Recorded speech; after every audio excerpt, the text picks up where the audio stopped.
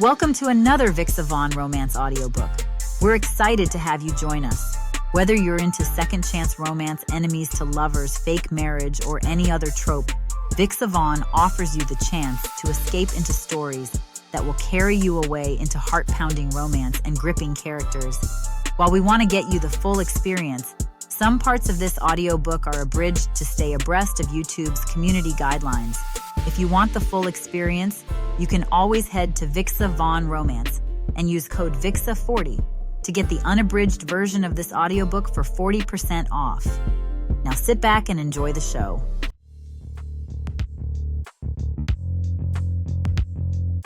Chapter 1. Myrtle. The loud crash outside wakes me up from my sleep. But then again, even a whisper would be enough these days. What follows is the sound of people scurrying outside. I can see their shadows move across my window. I sit up huddled underneath my sheets, hugging a pillow for extra protection. The digital clock on the bedside table reads 1:58. The last time I checked, probably right before I began to drift asleep, it was 12:43.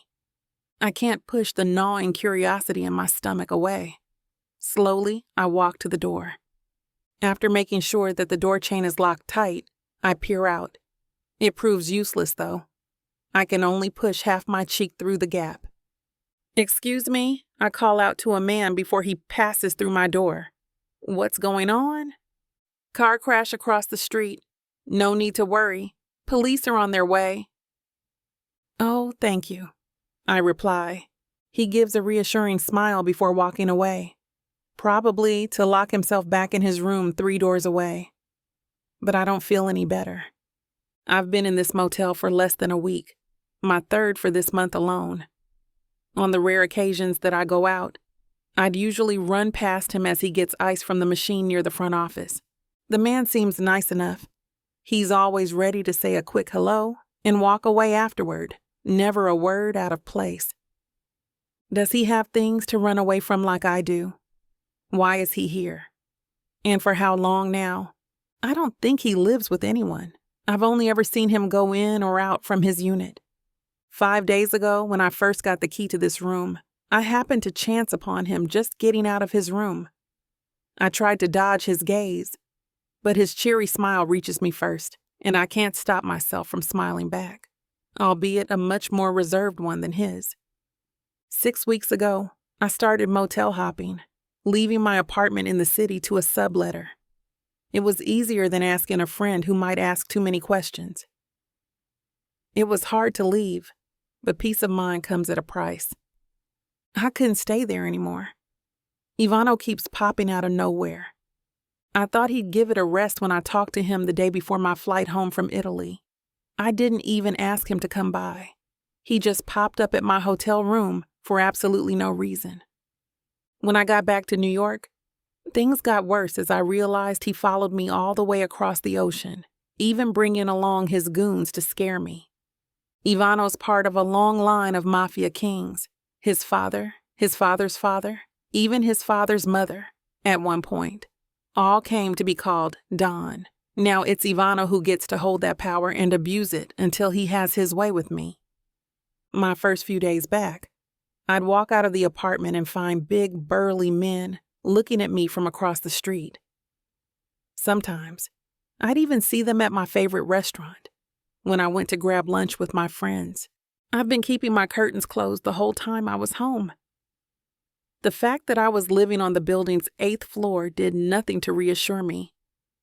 They could be watching from the building next door for all I know. The police aren't much help, telling me they can't actually do anything since I've never been harmed physically. "So you want me to get stabbed first or something before you actually do anything?" I ask, in a mix of fright and rage. No, I don't think anyone can help me at this point. My family doesn't know, and they still call me like everything's fine with them back at home. Good, I think. At least he hasn't gotten to them yet. Yet. The thought of it happening soon scares me. And just like that, my thoughts keep me awake until the crack of dawn. The clock beside me beeps for its 6:30 alarm. I decided to call my best friend. "Babe, how have you been? I couldn't reach you," she says as soon as she picks up on the first ring. "I got a new burner phone." "You get a new one every 2 weeks?" "I know, it's better to be safe than sorry." Silence. "So how are you? Where are you?" she finally asks. "A new motel." "You still haven't told your parents?" "No, Andrea, you're the only one I can talk to about this." "Well, they're going to get suspicious sooner or later." "I hope not," I reply meekly. It's like all the hope in me has faded away. I can't believe a dream vacation in Italy 3 months ago has now come to this. "Babe," I start to say. Andrea knows to not drop the call, even through fits of silence. She knows how much I just need to know there's someone on the other end. I'm lucky she's my best friend. I can't do this anymore. Tears start forming in the corner of my eyes. My voice even cracks. "Oh, sweetie, don't cry. Hey, listen. We'll get you out of this mess." "How?" I wipe the snot falling from my nose. "My cousin." Her tone seems all at once unsure, yet proud of the sudden revelation. "My cousin, of course. He's an ex-Navy SEAL. And he lives somewhere in the outskirts of New York. Beautiful little town. I mean, I've never been there, but Mom and Dad talk about it sometimes. Beautiful little town is what my dad would always say." "He lives there?" "Alone, yeah. Bit of a recluse, really. But I'm pretty sure he'd be happy to help. I'll give him a call today." I nod furiously and only mumble a small when I realized Andrea doesn't have any clue of my response.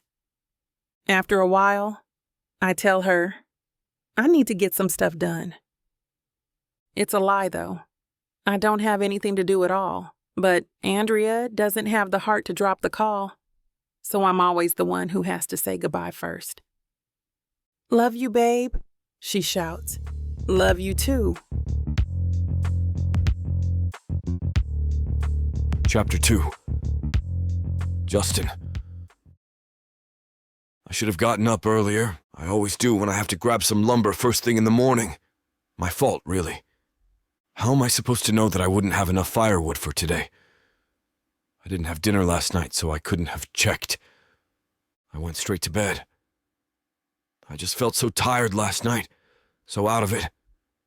I began to load the back of my trunk with chopped up wood at around 8:30. The rays of sunlight scattered by foliage high above are already blinding my eyes. I would have been able to chop some more if I started earlier. No use in crying about it. Besides, I have enough for a few more days at least. The drive back home is only about 10 minutes away, and passing through the forest highway brings about a certain kind of calm. This was the first bit of reality that I fell in love with when I packed up my bags and decided to move to forest lines. It was a life away from the stress and anxiety caused by my job. What was once a dream of mine started to bring me nightmares. One wrong move and whoosh, my whole world just started crashing down. Early retirement was inevitable. Even my boss, while sad to see me go, understood the position I was in. I just couldn't take it anymore. As I turn the exit that brings me back to town, I pass through a couple of kids running along the river that runs through the heart of forest lines. "Be careful out there," I shout, after honking my horn twice, effectively making them jump in surprise. "We will, mister," they shout back. From my rearview mirror, I can see them trying to catch my trail. I ease my step on the gas pedal, trying to see how much wind these kids have in them until they go back to where they were playing along the river and completely forget my orders to stay safe. The rural atmosphere provides peace away from the bustle of the city. But with the houses and commercial buildings lined up just along the main road, there's still a sense of community among the townsfolk. This is proven by a bunch of old people spending a good chunk of the morning on their patios, all of whom readily greet me good morning when I get out of my truck. "I didn't see you go out this morning," Mrs. White, my next-door neighbor, says. I saw your doors and windows still shut tight, I reply with a laugh. I woke up late this morning. Dear me, I've been so tired these days, you know? Well, good morning. Now, if you'll excuse me, I need to take all this firewood in. Don't mind me then, I'll just be sitting here. It takes me a couple of trips since I can't seem to find a basket to help me carry all the lumber with. When I finally stack the last few chunks of wood, I immediately begin to prepare a late breakfast. Bacon, eggs, coffee, and toast. A quick meal I can whip up in a couple of minutes. Note to self, don't go chopping up a bunch of wood on an empty stomach again. While waiting for the last few strips of pork belly to get crispy, my phone rings in the living room. It usually never does on a weekday. Hello, who's this? I quickly ask as soon as I picked up the receiver. It's me, the voice from the other end says cheerily. Andrea, you never call on your own. What's wrong? I kind of resent the allegation that I never call you. You only call when you need something, so tell me what it is. The bacon is starting to smell toasty from the kitchen, and hurry up, I'm cooking. So, my best friend is being stalked, and I told her that I'd ask you to let her live with you for a while, as her bodyguard. No, I say firmly. It's none of my business. Please, please, please, she cries. Hey, you promised. Promised what? You don't remember? That one year when it was my birthday and you didn't get me anything? You made up a stupid coupon giving me one favor I can ask of you, and I quote, with no questions asked, unquote. Jesus, Andrea, you can't really... she cuts me off. Please, Jus, pretty please, I'm getting really worried about her. I can only let out a deep sigh. From where I'm standing, I can practically see smoke filling up the kitchen. Fine, just tell me what to do. Now hang up. My breakfast is burning. Yay, I knew you'd come through, Jus. I slam the phone down and quickly run to the stove. The rest of the bacon is unsalvageable, but I'm already too hungry to cook up another batch. With my plate only half full, I drag my feet to the kitchen table and start piling my toast high with scrambled eggs. I bite down and sip my coffee. I feel my brows furrow, surely making deep lines along my forehead. I don't even remember much of what Andrea said over the phone. Only about a friend who's being... stalked. I hope I hadn't gotten myself into another screwed-up mess. Chapter 3. Myrtle. The photos on the table seem to be piling up higher and higher with every box Andrea brings out. I think these are from at least 5 years ago. The ones when we were 6 or 7 are way out in the back. I could fetch them if you want, she suggests, but I'm able to grab her arm before she even has the chance to leave again. No, I say. This is fine. More than enough, really. I flip through a stack of photos I picked up at random. Dates at the bottom right show various months and years, all in that orange digital font that old cameras used to have. You kept all this? I ask. More like Mom and Dad dumped them on me. I don't really know why, but I guess if you consider that my place has more storage than the family home, well, Andrea shrugs and gives a weak smile. She called me last night, thankful I hadn't changed my number yet again. Babe, pack your bags. You're leaving whatever hellhole motel you're in, I remember her telling me. I'll pick you up first thing in the morning. I couldn't contain my joy. Tears start streaming down my face while I constantly thank her. Never mind how or whatever Andrea had to do to help me. What was important at that moment was that I'm getting out of here. Not to mention the constant motel hopping has also kept me on the edge of my money.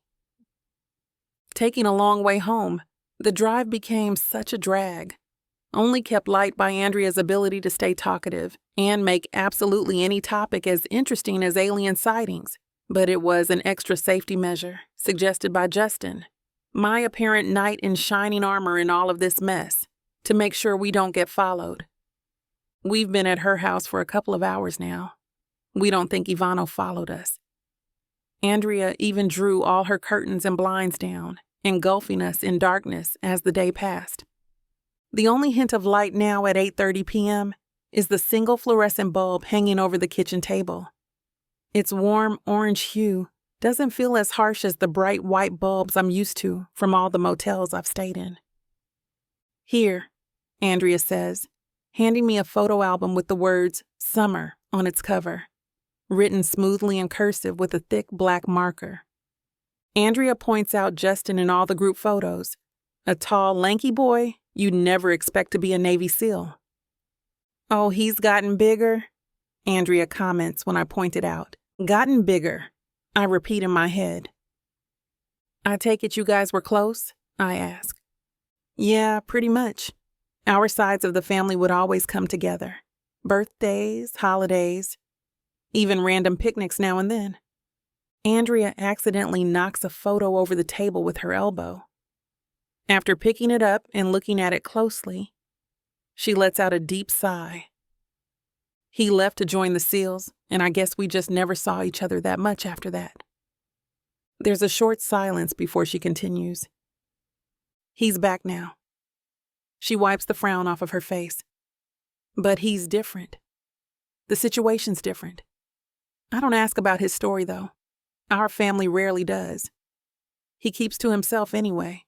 It all sounds so serious and so intriguing. Still, it must be good to have him close. No worrying about what's happening to him wherever." "That's true," she replies with a smile. "Is he arriving anytime soon? I'm practically on the edge here waiting for him," I say, trying to take the conversation away from Justin's past. Andrea filled me in on the plan during the long drive to her house. Justin was to pick me up at around 9:30 in the evening, providing a great opportunity for us to move without being tracked by Ivano whatsoever. "It's only a few minutes past 9. He should be here any minute now," Andrea replies. She couldn't tell me much about where Justin was taking me, only that it was a small town on the outskirts of New York. She said I'd be living my South of France countryside fantasies. "How safe is it?" I ask. "That I'm not sure of, but hey, you'll be with Justin. He'll be a great bodyguard." "I never thought I'd actually have a bodyguard in my entire life," I say with a laugh. Just then we notice bright headlights run across the window to Andrea's backyard. Justin did mention he'd be going around through the back to not arouse any more suspicion. Andrea rushes to open the door. A big, scary man enters. His thick layers of vests and jackets only add to his size. But I can tell that even without the winter clothes, the man in front of us could easily lift a couple of 100 pounds. Something about his demeanor as he immediately grabs a bottle of water from the fridge screams macho. It's also very scary. "You ready?" he asks, turning his head to look at me. My mouth hangs open. He is big, I tell myself. This man is not like the boy in the photos. I wonder how much I'll get to know him, if I get to know him. "Nobody followed you?" Andrea asks, what was already at the tip of my tongue. "All clear. I can't be sure when we get out of here, though." "What if they follow you to where you live?" "Won't happen." His gaze turns soft and sincere, and for the first time in weeks, it makes me feel safe. "Now come on," he says to me. "We have a long way to go." I give Andrea a tight hug. Who knows when we'll see each other again? I don't really want to sound too dramatic, but my situation has taught me to think worst-case scenarios most of the time. "Don't worry." She cups my cheeks in her palms. They feel warm. "He'll take good care of you." Justin is already by the open door. "I'll be sure to call," Andrea says as she watches us get on the still-running pickup truck. Chapter 4. Justin. Myrtle doesn't say much. For the first few miles of our drive, she only looks far beyond the road, head leaning on the window and arms crossed. "Do you want me to turn the heat up?" I ask. I realize I'm wearing more layers than she is. "No, I'm fine." She crosses her arms tighter against her chest. I turn the heat up anyway. The two of us don't say another word to each other for a few minutes. I wonder if she's uncomfortable, feeling awkward, or still just plain scared about everything that's going on. I would be if I were in her shoes. I wonder if she's waiting for me to start a conversation first. Andrea's told me pretty much all I needed to know about her. Must have been tough for her living out alone, perpetually in hiding. And you're any different? A voice in me asks. But it's different. I chose to be alone. She was forced into it. A stalker, goddamn. I think I remember Andrea saying it was mafia. I'm not sure. I'm gonna have to confirm that with her sometime. I try to think of how she's practically had no one to talk to over the last couple of weeks. Even when she talked to her family over the phone, she'd have to keep up a sunny disposition. Should I say something to her? The thing is, I don't even want to. I already put my foot too deep in her waters by allowing her to live with me. Getting to know her more would cause me to swim far away from the safety of my shore. How long is she going to stay at my place anyway? Andrea and I hadn't really talked about it. There was just a sense of urgency, of needing to take Myrtle to a safe place as soon as possible. The time frame wasn't as important. So where are we headed? She finally breaks the silence. Forest lines. It's a small town just outside New York. I've heard that part. She seems to find it amusing, a smile painting on her blank face. Andrea told me you've lived there on your own? Yeah. How long? Since I retired from the SEALs. It's my first time saying it out loud in a long time. It feels surreal, I guess. Like that part of my life was already ages away, bound to be forgotten.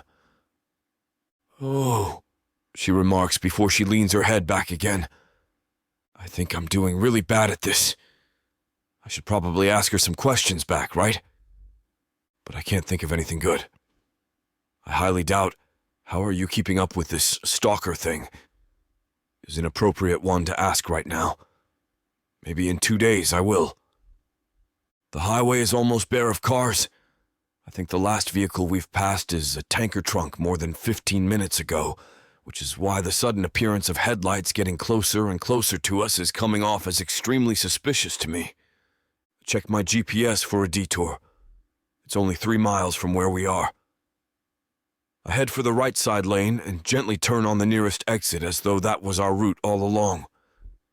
Myrtle, with no idea of what's happening, still has a far-out look on her face.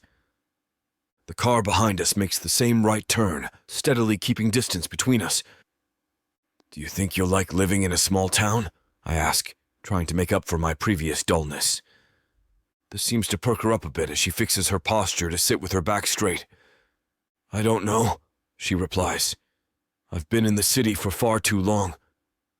That's before, of course, the whole cooping up in dinky motels for weeks thing. I don't know if Myrtle is just already comfortable to joke about her situation to me, someone she's met only about an hour ago, or that she's awkward about this whole thing herself, unsure of how to ease the evident stuffy air between us. I look around at where we are. A business district, maybe?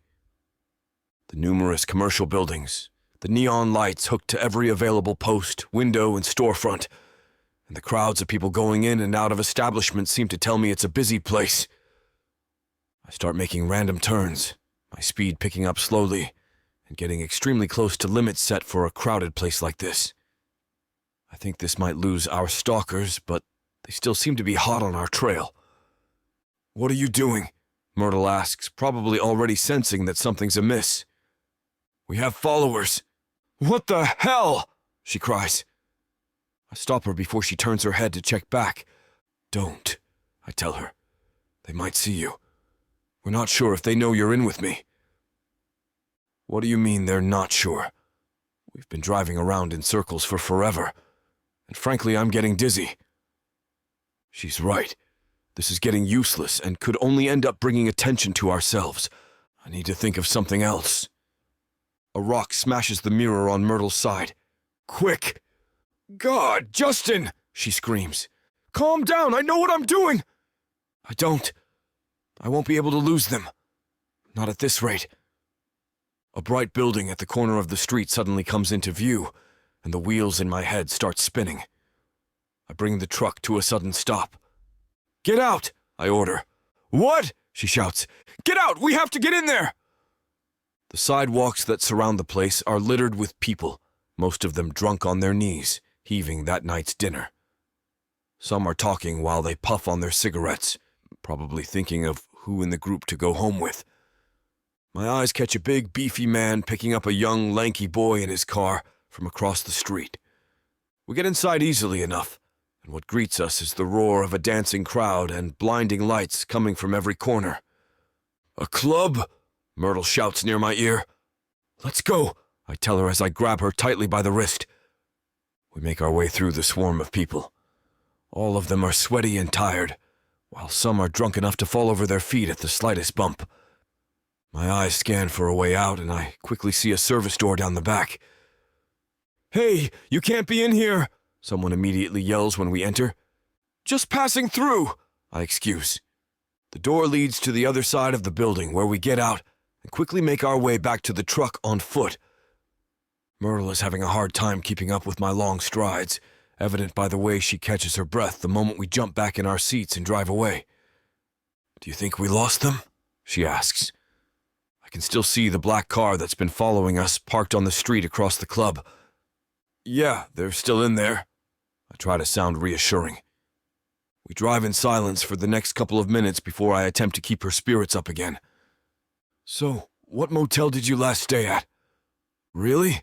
I tell myself. "That's the question you decide to go with? No use anyway." I look over and see Myrtle with her chin down to her chest, her head slowly bobbing along with every bump on the road the truck hits. She must have gotten tired. I reach my arm out and gently nudge her head to lean back against the headrest. We're still miles away from home. Chapter 5. Myrtle. "Hey, Myrtle." I hear a voice from somewhere. I try to turn to look at who it can be. My senses are awake. I'm awake. But in one of those moments, when you can't bring yourself to open your eyes, my head continues to lean back, and I can't even move my arms by my side. My eyes are still closed. The voice continues to call out my name. "Myrtle, wake up." I can't. How can I make it understand? I feel a powerful hand nudge my shoulder, lightly and carefully until it decides to shake me like a bag of popcorn, fresh from the microwave, finally forcing my eyes open if only slightly. "Myrtle, we're here. You should get proper sleep." "Where?" I ask, still groggy. "Come on, I'll get you to bed." The voice doesn't answer my question. I can see a figure through my half-open eyes. There's a soft light from somewhere that leaves him surrounded in a warm haze. The man helps me out of the passenger seat. I blink my eyes a couple of times, and my surroundings start to clear up. We're in a bare street with 3 or 4 more houses lined up along the main block. There are larger structures bathed in shadow further away, but I can't make out exactly what they're supposed to be. The place overall, while still distinctly residential, is it suburban? I'd have to check in the morning.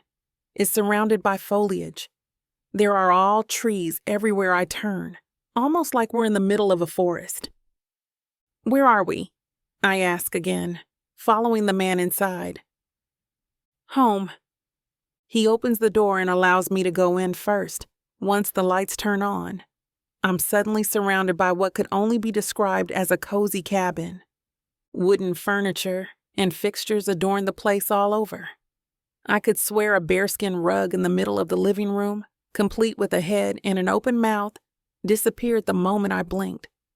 There's a large sofa by the wall, draped with a woven blanket. The nearby fireplace is still filled with ash. The walls are adorned with different ornaments and figurines. All that's left would be the head of a dead deer hanging above the fireplace, and it would be your typical cabin in the woods. But no pictures, I note, as my eyes scan the place. "Homie," I comment. Justin closes the front door behind him, and I hear him fiddle with a bunch of chains and locks. Bedroom's upstairs. You can unpack in the morning. You should get some sleep for now. He makes his way ahead of me and turns on the lights to the kitchen, the hallway leading to the stairs. The entire house is now filled up with warm light. I'm not sleepy, I claim. He stares at me in silence, with a blank look on his face as he presses his lips tightly together. I continue. I guess that sleep in the truck did me some good. Maybe we can have coffee in the meantime. He doesn't say anything back, but heads to the kitchen after taking off his boots and jacket. I follow him in silence, sitting at the dining table while he heats a kettle of water on the stove. I noticed the entire kitchen setup to be very much like those cottages you see in pictures of people living in the woods. The stove, while running on gas now, seems to have a part of it that can be run on wood, judging from the pile of timber stacked high in the corner of the room. The countertops are all wood with a smooth lacquered finish, and even though he lives alone, Justin has a full set of dining ware stored neatly on the open shelved cupboards. As soon as the kettle whistles, he turns it off. He then prepares the mugs in silence. Justin sits on the chair in front of me and sips the hot coffee without uttering a single word. This was my idea, but I can't even bring my hands to carry the warm mug closer to my mouth. So, you really live alone? I ask, trying to fill the air. He looks around before answering. Yeah, but the neighbors' kids come here sometimes. I'm caught off guard by this sudden revelation, like we're peeling back this brute, seemingly mysterious man's layers one by one. Oh, I react. I instantly want to know more about him. So how do I do this? I ask myself. Andrea's stories from the recent past make this man sitting in front of me appear like someone who never really let go of his strict military lifestyle. It wouldn't surprise me if that turned out to be the case. Yeah, 2 little boys. Parents get the same shifts at work some days, so I volunteered to watch after them when they do, he says without much prodding from me. I don't know how to take the way he's been acting toward me. Is he just trying to make me feel comfortable, especially now that we're going to be living under the same roof for God knows how long? Did Andrea put him up to this? Telling him specifically to treat me like a damsel in distress? You might get to meet them soon. I think they're scheduled to come over sometime this week. Do you like kids? He looks at me, drinking his coffee, still with a blank look on his face. My mug starts turning lukewarm in my cupped palms, so I finally take my first sip. I'm okay, I guess. Can't remember when I last looked after one. They're great. They'll talk your ears off for hours, but they're great. The corner of his lips raises the tiniest bit. A smile? This just might be an interesting situation, I think. Chapter 6. Justin. Myrtle quietly sits down on the sofa, eyeing my stuff. I'm not sure if she's disappointed, but I see no hint of fear in her eyes. That's good because Andrea asked me to keep her safe. I can see she hasn't slept well in months. I don't know how she used to look, but she's skinny now. There are bags under her eyes like she needs a week of sleep. I'll go get you a glass of water, I tell her. You must be thirsty. Thanks, Myrtle softly answers. She sits still as I walk to the kitchen and pour her a glass. I wonder if I scare her. You're sleeping in my room, I say. Myrtle spills water on her clothes in surprise and quickly places the glass on the table. She attempts to wipe her clothes dry and then looks at me. No, she stutters. I can sleep here in the living room. You haven't slept in months, have you? I remind her. The bed's more comfortable than the couch. But, she argues, I'm really okay with sleeping here. I'm not. I grab her bags and head to my room, but she calls out to me. Wait. Now she sounds a bit scared. I can hear her voice shaking. I turn to her, and we stay silent for a moment. She shakily crosses her arms and shrugs her shoulders as though she's covering herself. We're sleeping in the same room? What? I think to myself, trying to process what she just asked, and then it makes sense. I clear my throat and say, "You're sleeping in my room, and I'm sleeping on the couch." I don't want to embarrass her, but it's probably too late. She covers her face and nods her head fast as if that could make us forget. I try to stop myself from smiling. "Right," Myrtle mutters. "Got that? But can I sleep here instead? I feel bad." "It's fine," I tell her, letting go of what she said earlier. "Trust me." Myrtle looks at me, still hesitant but grateful. It's true. Sleeping on the couch is nothing to me. I don't even mind sleeping in a forest where wild animals are. Besides, I really don't want her to sleep alone in my living room. She'll be safer and more comfortable in my room. For some reason, I feel protective of her. Well, it is my mission. What am I thinking? "Thank you," Myrtle mumbles with a little smile. I nod and bring her bags to the room. It's a good thing I thought of cleaning up yesterday. I'm not really messy, but how would I know what's clean for her? Anyway, I change my sheets and organize my things. My room is spotless, at least for me. "Let me know if you need anything," I tell her, cleaning up a bit more at the last minute. Myrtle stands by the door, obviously unsure of what to do or where to go. "Those are new sheets, don't worry." I wasn't thinking that," Myrtle stutters once more. "But thank you." Everything looks good, so I finally leave her. "You can sleep well now." Myrtle smiles and nods, and I carefully close the door. She looks serene, and I feel good about it. I walk downstairs with my blanket draped on my shoulder.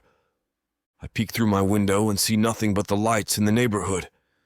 I know the bad guys lost us, but I can't be too sure. It's best to assume that they can still reach us. As I lie down on my sofa, I realize that it was smart for Andrea to let Myrtle stay with me. She has no idea where I live in New York, but I wouldn't take Myrtle if I knew that this isn't a safe place. No one would even take time to locate this town on the map. I don't know Myrtle, but I'm glad she can finally rest. We're not friends or whatever, but I can imagine her anxiety and fatigue. I don't have to be close to her to feel better as well, right? I was feeling tired earlier, but now I can't stay still. I stare at my ceiling, thinking about the guys who followed us. It's this fear of failing to look after people again. I remember I left the service to get rid of this fear. I felt this with my team, and I stayed away from people to avoid failing them again. If not for Andrea, I wouldn't take any mission that involves protecting someone. My eyes close, tired and sleepy, but my mind stays awake. I think of Myrtle. Suddenly I hear sizzling from the kitchen and I smell something cooking.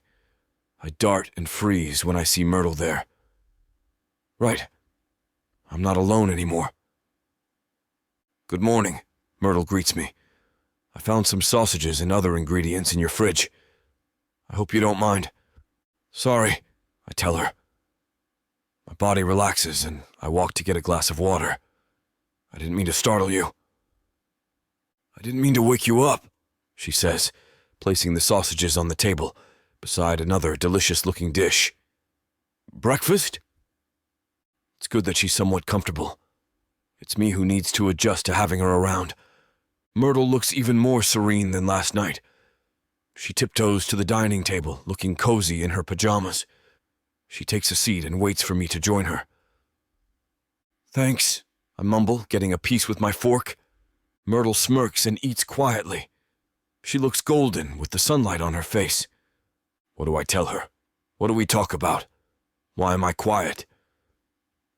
"So, what's your routine?" Myrtle asks. Thank heavens she talked first.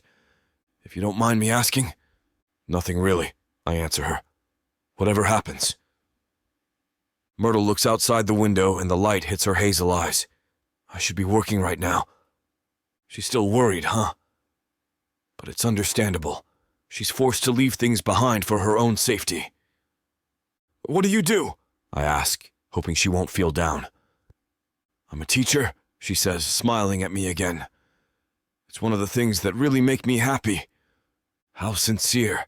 She must really be shaken by all the changes now, but it's impressive how she's holding on. I used to teach too, I tell her. She looks at me with awe, waiting to hear more.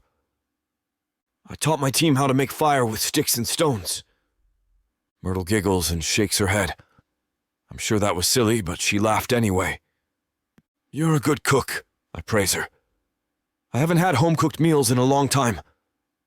Really? I nod my head, taking my last piece. I usually eat at the diner. Myrtle looks down as though she pities me. It's not that bad, though. I barely have the will to cook. I'll cook for us, then, Myrtle cheers, if you'd like it. I want to tell her that she doesn't have to mind me, but I'd really love to eat something that's not from the diner. And I wasn't fooling around when I said she's a good cook. I can't remember when I last enjoyed breakfast. That's a good idea. Great, Myrtle says, taking her last piece and beaming at me. So this is how it feels to have someone around. I like it. Chapter 7. Myrtle. Maybe it's just me, but I feel like Justin has let his guard down a bit. It may be too early for me to think that since I've only known him for a couple of hours ago, but I really hope we'll get along well. It'll be challenging to live with someone uncomfortable with me. But we're having breakfast now, and he even told me a joke. He's still a bit cold and stiff, but at least we're talking. I'm thinking of all the things I could cook for us. It's actually the least I can do for him. I don't know how far Ivano can still go, but I'm holding on to Justin for my safety. Justin isn't too picky when it comes to food. He says it's the key to survival. That gives me even more freedom in the kitchen. I wish he had a favorite, though, so he can feel how thankful I am for his hospitality. Maybe someday I'll know. One thing I can't ask about is his job. Andrea said he's an ex-Navy SEAL, and I know he must have a reason for leaving. I'm not ready to bring that topic yet, and he's probably not willing to tell me either. I have to know my place and be careful with what I say and do. Justin is my only hope in finally getting rid of Ivano. The last thing I want is for him to get rid of me too. Justin drinks his coffee in the living room after breakfast, and I join him. His place is so quiet and still. I start to wonder about his neighbors. Hey, Justin, I call out to him, looking at the view outside through the window. What about our fake relationship? Justin doesn't respond right away, and I figure that maybe Andrea hasn't told him yet. I feel my embarrassment rear up again, just like last night when I thought we'd be sleeping together. What did Andrea tell you? Justin asks. I honestly don't care about what she came up with. Well, I say, finally turning to face him, I hope I don't look red anymore.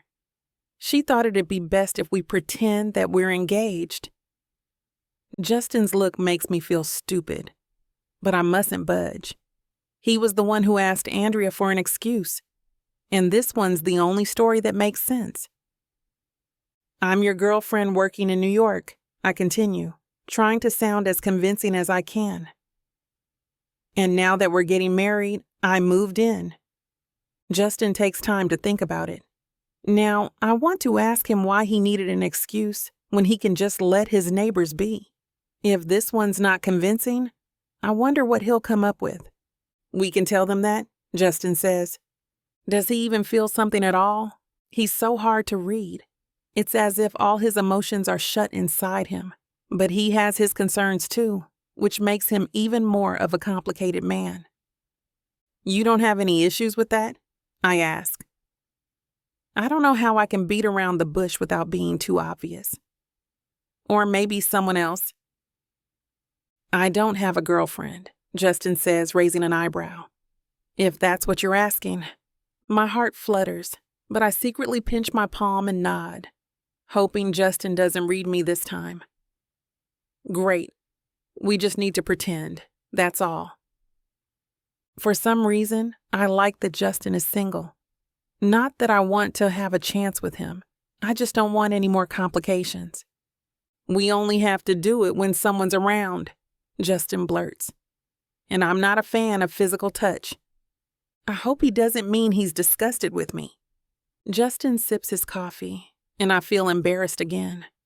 I was wrong when I thought he has let his guard down a bit. Or maybe I shouldn't take this personally. But I can hold hands if necessary, he adds. At least he doesn't mind touching my hands. How about a kiss? I ask. The moment the word kiss escapes from my mouth, I immediately regret even just thinking about it. He just said he can only tolerate hand-holding, and I ask about kissing. But that could come in handy someday too, right? What if we bump into his acquaintances and have to look like a real engaged couple? Maybe a kiss could finally push Ivano away too.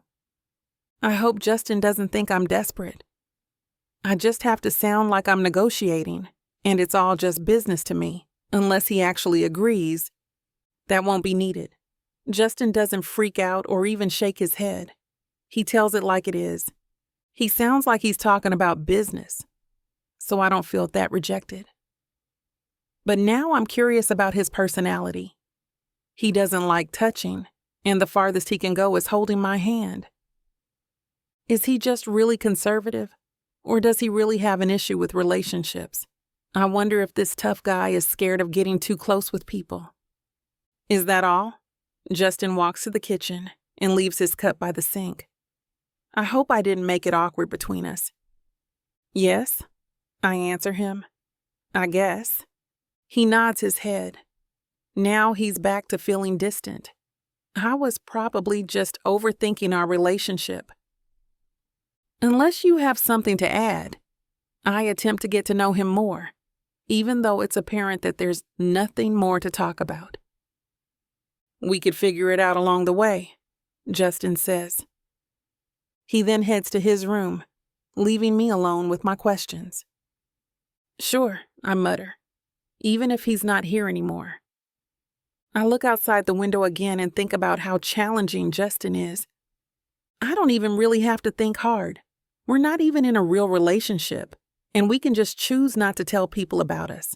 But I feel a strong desire to know him and why he's so withdrawn from everyone and everything.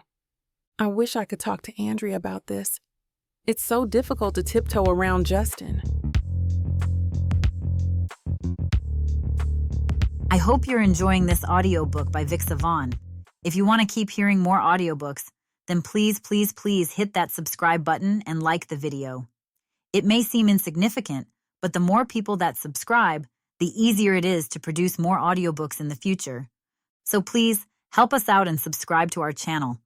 Thank you for listening, and now back to your book.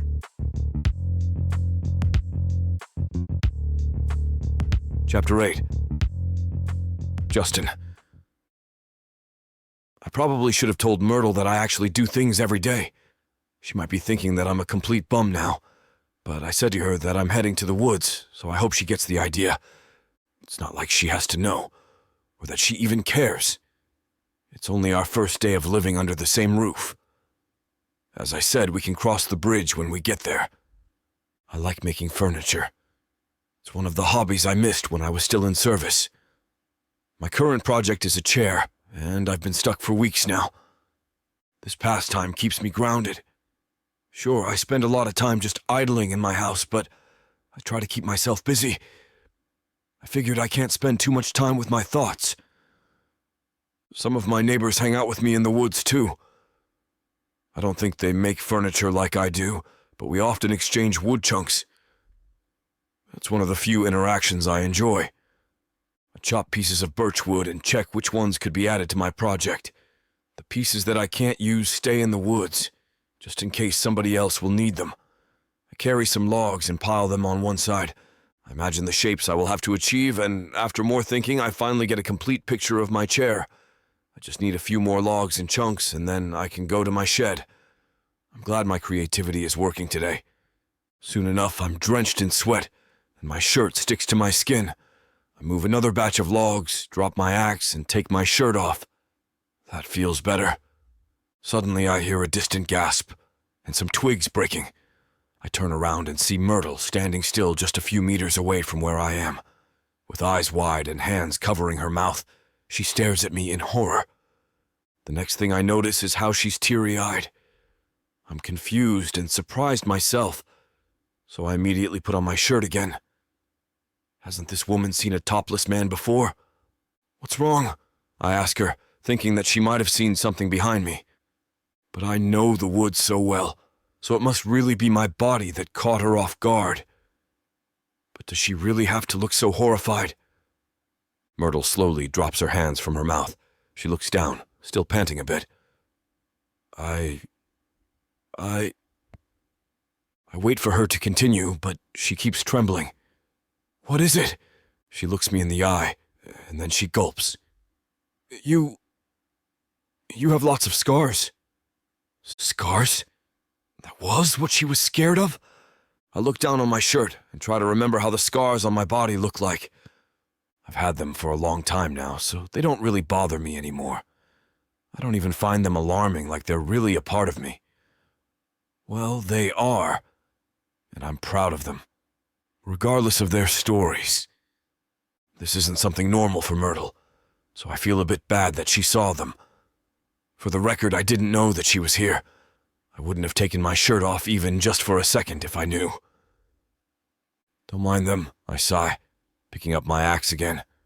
I got them from my time in the military. Myrtle crosses her arms, still looking uncomfortable.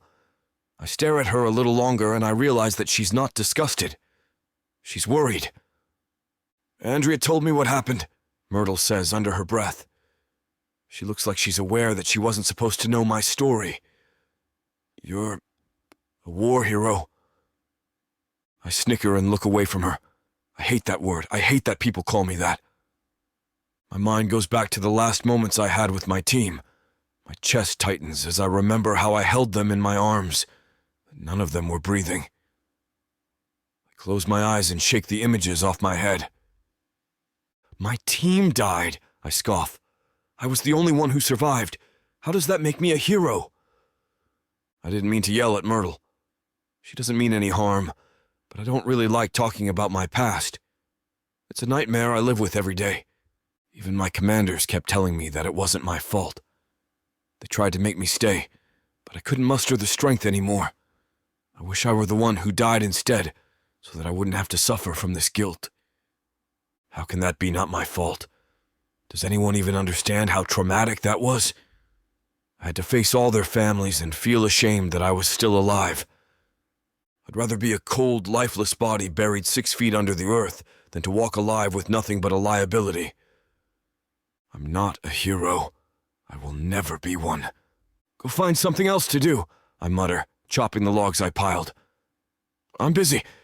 I shouldn't be chopping these, but I need to let my frustrations out. This is why I don't want to deal with people. I only keep on breaking things. Justin, Myrtle whispers loud enough for me to hear. There's gentleness in her voice, and my knees weaken. We can lighten the burden. Do you want to talk about it with me? Myrtle is a complete stranger. All I know about her is that she's my cousin's best friend, and she's being chased by some mafia guy. She's a teacher, and she's good at cooking. Why does she want to help me? She actually thinks that my thoughts about my past matter, and she wants to hear me out. With her one question, I feel seen and heard. It's been a long time. I put too much effort into detaching from people, thinking that I can't let them help me fight my demons. I'm exhausted and depressed, and I don't want to be anymore. I turn to look at Myrtle again, and she gives me a soft smile. I notice her curls and how her brunette hair perfectly complements her face. She looks like an angel of salvation, standing right in front of a sinner. Can I ask her, breathless and trembling. Myrtle nods, and I immediately feel way better. Just knowing that I have a place for my thoughts is already enough. I feel like a whole different person. I'm still hesitating, but I'm desperate for saving. The hero needs another hero. Chapter 9. Myrtle. Justin was on a mission with his team. They were tasked to capture yet another high-profile terrorist, and they had to fly across the Pacific Ocean to track him. While on the air, Justin sat next to Rick, his closest teammate. Rick told him how thrilled he was to succeed in another mission, and he even joked about beating Justin to the highest rank. Justin was nervous inside, because nobody ever knows what can happen while on duty. But he was glad to sit next to Rick. Justin had been working with the same guys for years. He could hear their voice over the headphones, and they were all confident. Of course, they could have felt some sort of fear, but all of them were braver together. He was sure they would crush their enemy. One moment they were flying, and the next thing Justin knew was that Rick was bleeding and gasping for air. Rick was covering for him, and he ended up getting shot multiple times. Unfortunately, the other teams had to back them up as they were losing against the bad guys. One by one, Justin's teammates got downed. He was already losing his mind, but he had to focus on the mission. When it was said and done, Justin left the service, traumatized and desperate to run from the nightmare. "It was my dream," Justin says as he stares at the vast stretch of trees in front of us. "And my team only made my experience better than how I imagined it to be." I pinch my arms as I listen to him. He looks so angry and hurt, and I can see that there's still a lot to purge from him when I'm only hearing what he's choosing to tell me, and I don't think I can even take more for now. I'm close to crying, but I refuse to do so. I don't think Justin needs my tears. He deserves something more.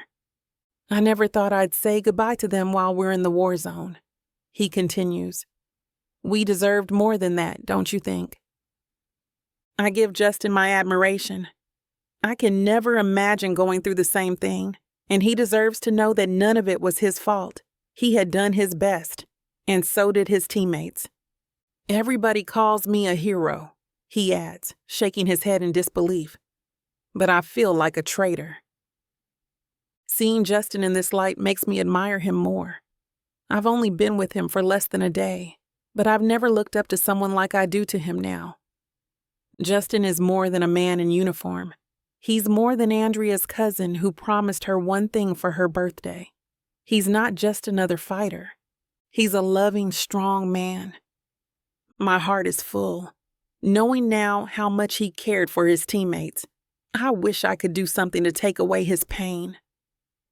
"You don't have to say anything," Justin says, and I feel relieved just by seeing a little smile on the corners of his lips. "It's good enough that you listened." My heart skips a bit and I smile as well. I'm glad he feels better. I wonder how hard it was for him to keep all those stories to himself for the longest time. This means he trusts me, right? I never thought we'd get to this point. I only knew him through Andrea's stories, and now I'm holding an important part of his past. "Talk about yourself," Justin tells me. He rotates his head, stretching his neck as though he's finally done with his part. "Distract me." I think of a particular story of my life that's worth sharing. I hum as I think hard, and Justin snickers. "You don't have to fry your brain." I giggle, wishing I could just tell him how much I adore him now, but I'm sure he doesn't need to be comforted. He just really needed someone to hear him out. "Well," I mutter, placing my hands on the wood I'm sitting on. "I've had my fair share of heartbreaks. This is probably nothing compared to Justin's.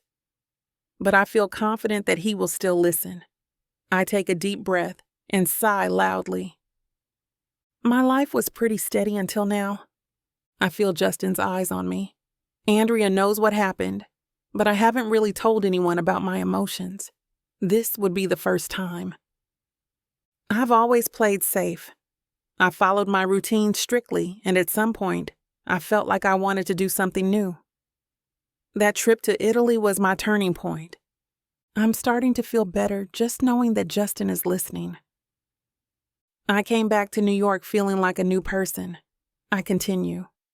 I really felt good and hopeful, but then Ivano happened. "Who broke up with whom?" Justin asked, without hesitation. He misunderstands it, but it's all right. He doesn't know what really happened. "We were never together." I stifle my laugh. "I just really happened to meet him in Italy. We got to know each other, and then I flew back to New York. Justin looks away and furrows his eyebrows, looking like he's processing the idea. He looks funny when he's trying to make sense of things. I shake my head and continue. I went to Italy to find myself, not to look for love. I went from one failed relationship to another, and it was the first time I actually tried to get to know myself for myself. And now you're forced to leave your life in New York? Finally, we're on the same page. Exactly, I tell him, nodding my head and smiling weakly. And I'm anxious, regretful, and terrified all at the same time. Justin nods softly as though he's validating all my emotions. After asking for help from the police and got ignored, I felt so ashamed and hopeless. I felt like it was my fault and that I shouldn't have gone to Italy even though it was for my own happiness. You don't have to regret anything. Justin clears his throat and looks at the horizon. Don't ever let anyone else feel that doing something for yourself is a mistake. I feel a sharp pang on my chest, and I look at Justin with tears in my eyes. That was the kindest thing I've heard in months. Suddenly, all the weight on my shoulders has been lifted. Justin holds my gaze and gives me a soft smile. He doesn't say anything, but I instantly feel comforted. Looking at his eyes now, I know I'm finally safe. Chapter 10. Justin. Our talk closed the gap between us. Myrtle looks different to me now that I know what really happened to her. I never thought I could open up to a stranger. But what I told her was true. She doesn't have to regret anything just because some jerk is giving her a hard time. It's Ivano's fault, and no one else's. Myrtle walks in and shows me what she has bought from the nearest market. She's got a big smile on her face, and I'm scared that maybe she's onto something. She heads to the kitchen and brings out the goods from the grocery bags: cabbage, onion, and some apples. "What are you staring at?" she asks. I said it's time to cook. I walk to the kitchen and stare at the goods on the counter. I have no idea what we're going to have for dinner. "If you're going to make me cook eggs, that'd be great," I say. "Anything other than that, you'd better be ready to starve." Myrtle laughs and shakes her head. "We're having fried cabbage." Had Andrea forgot about me and didn't ask for help for Myrtle, I'd be eating bacon and nothing else right now. I don't really mind as long as I get something inside my stomach. I'm amazed that Myrtle really takes time to think about meals. "You know how to chop, right?" Myrtle asks, holding the knife. I reach out and she carefully hands it to me. "That I can do." "Perfect.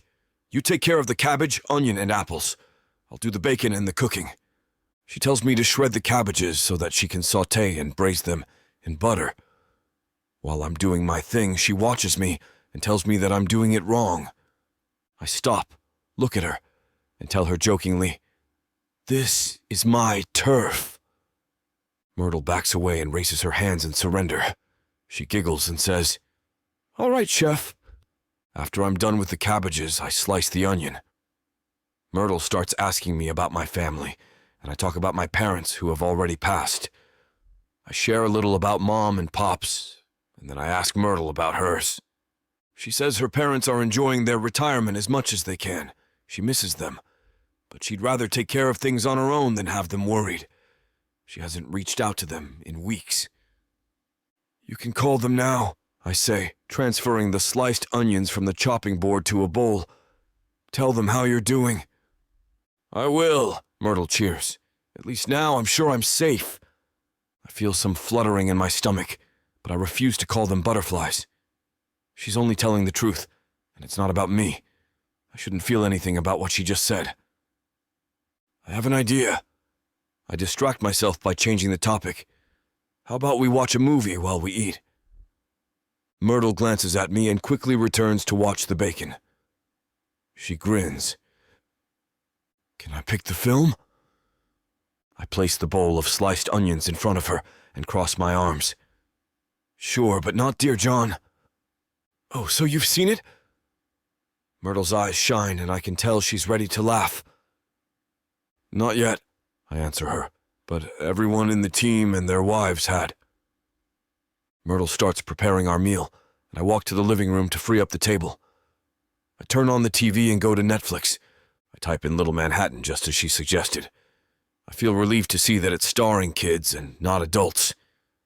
I'm not a fan of rom-coms, and I can't imagine watching kissing scenes or bed scenes while I'm alone with Myrtle. This looks like another rom-com, but I think I can take this one. I ask her about it as I read the description on the screen. It's one of my favorites, Myrtle chimes, walking to the living room with a bowl of fried cabbage and 2 plates. You'll love it, I swear. She leaves again and comes back with wine and 2 glasses. She beams and places them on the table. I bought some, if you don't mind. We sit down and the movie starts. A young Josh Hutcherson rides his scooter along the streets of Manhattan. Myrtle hums along with the background song, and I start eating my fried cabbage. She tells me to watch closely whenever a good scene comes up, and I catch her mouthing the lines herself. Honestly, it's more entertaining to watch her enjoy the movie. Little Manhattan isn't so bad. I laugh and even talk to the characters like I'm their big brother. The wine goes very well with the food, and I'm having fun myself. Just as the movie ends, I notice Myrtle hugging herself and shaking a little. I realize that it's cold, and maybe I've had enough wine to feel warm. Are you okay? Yeah, Myrtle says, drinking the rest of the wine from her glass. I forgot it's almost winter time. I yawn and thank her for the food. She asks if I regret letting her pick the movie, and I say no. It will be my turn to choose next time. Hey, I know you got a heater, but it'd probably still be cold out here, Myrtle says, gathering the plates and bowls in her hands.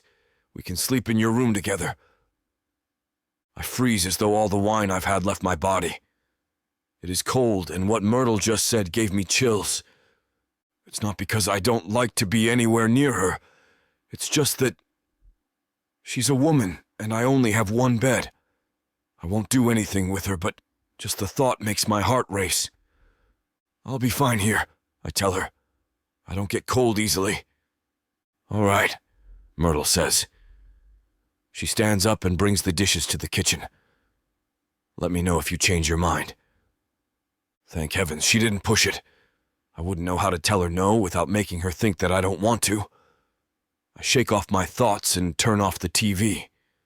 I get a glass of water and hear Myrtle say goodnight from my room.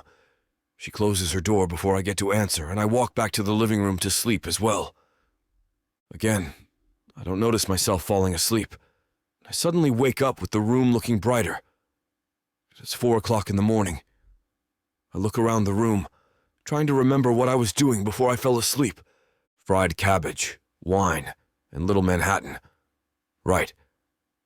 I stretch my arms and legs and realize that there are 2 blankets over me. And then I remember Myrtle asking me last night to sleep in the room with her instead so that I won't get cold. Did she sneak out to give me another blanket? I instantly feel warm and I smile softly to myself. I'm touched. And I think about how good it is to have Myrtle around. I'm used to being alone, but I'm happy that she's with me now. Myrtle is such a good person, and her soul is pure. She doesn't deserve whatever she's going through right now. I stare at the blankets and think to myself, I'm going to protect her no matter what.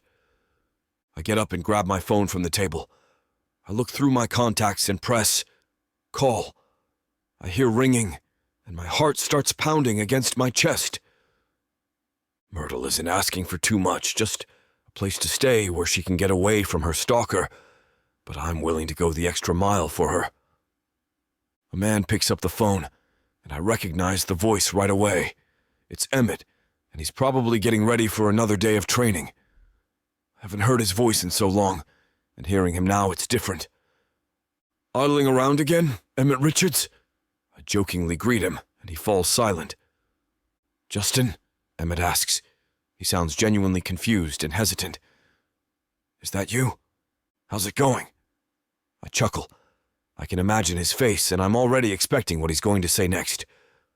Dude! Emmett screams. It's really Justin! After a few moments, I hear voices at the other end of the line, and all of them are freaking out. "What took you so long, Justin?" Emmett yells at me, his voice telling me how thrilled he is. "How are you?" I laugh and tell him I'm good. I apologize for not reaching out ever since I left, and I ask them how they are. Emmett enthusiastically talks about everything, and the other guys take turns with the phone. "Hey," I mutter when Emmett takes the phone again. "I actually called to ask something." "What's up?" Emmett answers, suddenly sounding serious. I know he knows something's going on and he's ready to back me up. I clutch on the blankets that are resting beside me on the sofa. I pause for a while and ask, "What do you know about Ivano Falagera?" Chapter 11. Myrtle. "What are we looking at?" I hear Justin behind me. I've been standing in front of the open fridge for about a minute now, trying to find something I can use. "What can we make with baking soda and beer?" I ask.